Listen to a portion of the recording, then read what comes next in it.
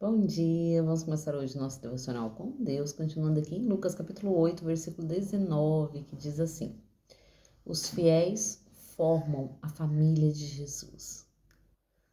Que diz assim: Então a mãe e os irmãos de Jesus vieram para falar com ele. Entretanto, não conseguiu aproximar-se dele, pois grande era a multidão à sua frente.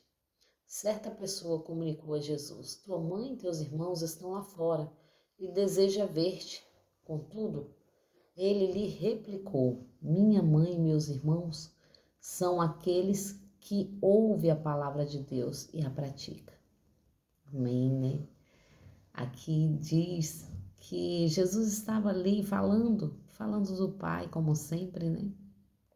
E aqui chega a mãe dele e os irmãos dele. Maria, né, e seus filhos. E era grande a multidão que estava ao redor de Jesus, porque eles queriam buscar o Senhor pelo que o Senhor podia oferecer. O Senhor estava oferecendo cura, o Senhor estava oferecendo bênçãos, né? Muitos estavam ali porque gostavam de ouvir o que Jesus tinha a dizer. Muitos estavam ali curiosos, né, para entender. Outros estavam ali para depois levar conversas, né? Então tinha muitos tipos de pessoas ali. E Jesus começa a ensinar.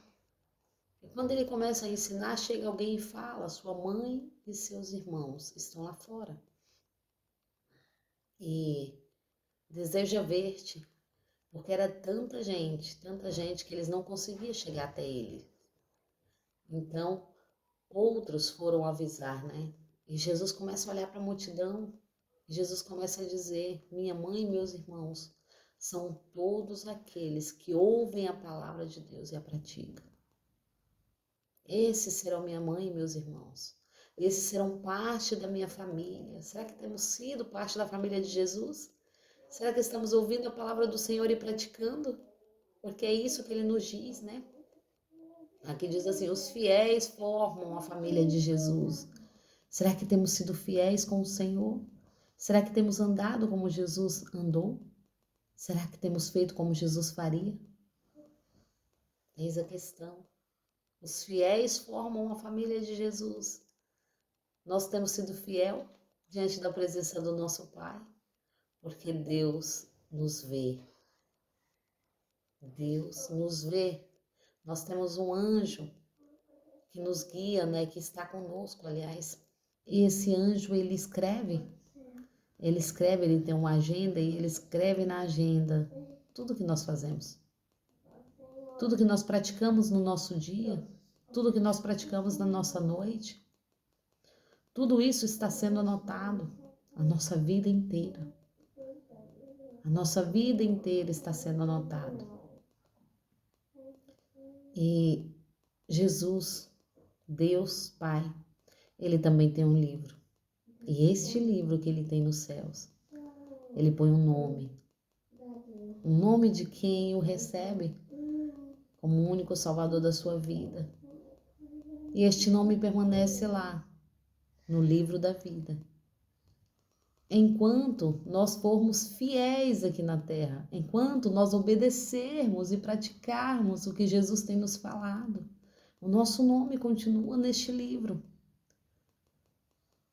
Mas quando nós começamos a ser infiel, quando nós começamos a praticar aquilo que desagrada ao Pai, o nosso nome é riscado deste livro. E muitos não voltam a ser escrito.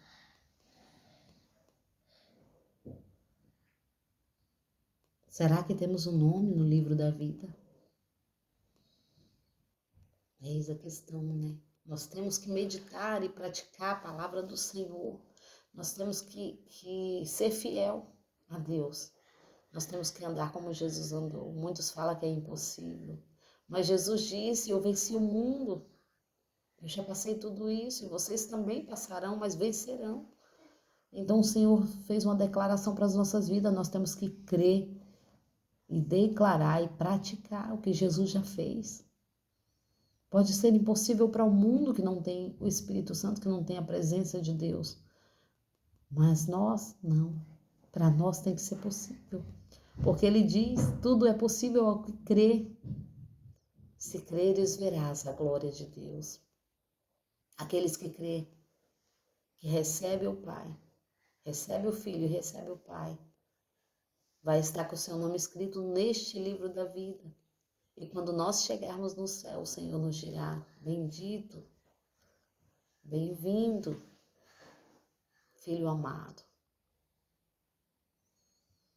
Porque Jesus disse, daqueles que o Senhor me deu, nenhum se perdeu.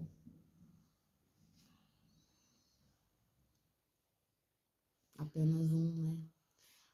Que era Judas. Mas o Senhor, ele intercede o Pai por nós. Jesus, ele andou nesta terra praticando a palavra, praticando a verdade. Ele viveu todas as tentações que um homem possa ter aqui na terra, uma mulher possa ter, mas ele venceu todas elas para nos provar que é possível vencer.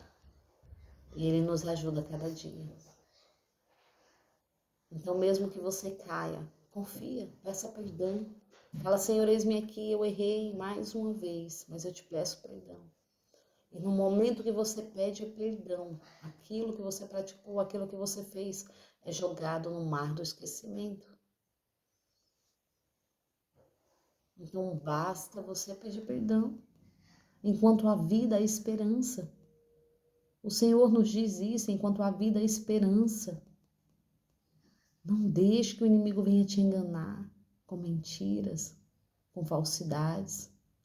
Mas creia no Senhor de todo o teu coração, de toda a tua alma e de todo o teu entendimento.